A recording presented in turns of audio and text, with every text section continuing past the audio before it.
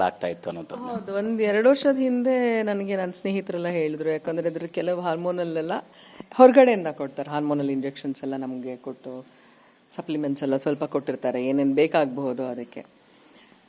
ಕೊಡುವಾಗ ತುಂಬ ಜನ ಹೇಳೋದು ಇದು ಫೇಲ್ಯೂರ್ಸು ಇರುತ್ತೆ, ಹಾಗಾಗಿ ಹುಷಾರು, ಆಮೇಲೆ ಸೈಡ್ ಎಫೆಕ್ಟ್ಸ್ ತುಂಬ ಇದೆ, ಒಬಿಸಿಟಿ ಅಂದರೆ ದಪ್ಪ ಆಗುವಂಥದ್ದು, ಆಮೇಲೆ ಕೆಲವರಿಗೆ ನಮ್ನೆಸ್ ಬರೋ ಅಂಥದ್ದು ಮಸಲಲ್ಲಿ, ಈ ಥರದ್ದೆಲ್ಲ ಇದೆ ಅಂತೆಲ್ಲ ಹೇಳಿದ್ರು. ಬಟ್ ಮತ್ತು ನಾನು ಆಮೇಲೆ ಸುಮ್ಮನೆ ಆಗಿದೆ. ಆಗ ಮತ್ತೊಂದು ವರ್ಷ ಸುಮ್ಮನೆ ಆದ, ತಳ್ಳಿದೆ ಅದನ್ನು, ಬೇಡ ಯಾಕೆ ಕೃತಕವಾಗಿ ಇಷ್ಟೊಂದೆಲ್ಲ ನಾವು ಮೆಡಿಕೇಶನ್ ಎಲ್ಲ ತೊಗೊಂಡು ಇಷ್ಟೆಲ್ಲ ಮಾಡಿ ಆಮೇಲೆ ಅದು ಏನಾದರೂ ದೇಹದಲ್ಲಿ ಇದೆ ಏರುಪೇರಾದರೆ ಕಷ್ಟ ಅಂತೆಲ್ಲ ಅನಿಸ್ತು.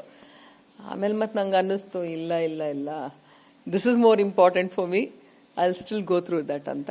ಬಟ್ ಅದಕ್ಕೆ ಒಂದೇನಪ್ಪ ಅಂತ ಹೇಳಿದ್ರೆ, ನಾನು ಕೇಳ್ಪಟ್ಟಿರಲ್ಲ, ಇವಾಗ ತುಂಬ ಜನ ಏನು ಮಾಡ್ತಾರಂದರೆ ಡಾಕ್ಟರ್ ಒಂದು ಸಲಹೆ ಕೊಡ್ತಾರೆ, ನೀವು ಇದು ತೊಗೊಳ್ಳಿ, ಹೀಗೆ ತೊಗೊಳ್ಳಿ, ಹಾಗೆ ಮಾಡಿ ಅಂತ. ಇವ್ರು ಗೂಗಲ್ ಡಾಕ್ಟರ್ ಆಗಿರೋರು ತುಂಬ ಜನ ಇದ್ದಾರೆ, ಆಯಿತಾ. ನಾನು ಸದ್ಯ ಗೂಗಲ್ ಡಾಕ್ಟರ್ ಆಗಲಿಲ್ಲ ಯಾವತ್ತೂ. ನಾನು ಯಾವ ಡಾಕ್ಟರ್ ಹತ್ರ ಹೋದ್ನೋ ಅವರಲ್ಲೇ ನಂಬಿಕೆ ಇಟ್ಟೆ ಅಷ್ಟೇ. And what ever doctor suggested me, ಏನು ಜಾಸ್ತಿ ನಂಗೆ ಮೆಡಿಕೇಶನ್ ಅಂತ ಏನು ಕೊಡಲಿಲ್ಲ.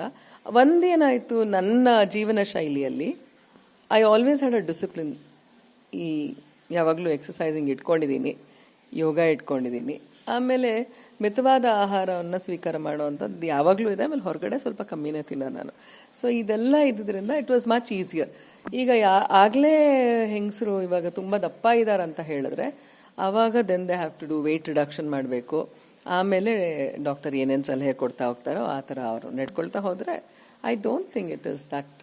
ಈಗ ಮತ್ತು ಇವಾಗ ಎಲ್ಲದನ್ನು, ಇವಾಗ ನೀವು ಯಾವುದೇ ಒಂದು ಕಾಯಿಲೆ ತೊಗೊಳ್ಬೋದು, ಕ್ಯಾನ್ಸರ್ ಇರಲಿ ಯಾವುದೇ ಇರಲಿ, ಥಿಂಗ್ಸ್ ಹ್ಯಾವ್ ಚೇಂಜ್ಡ್.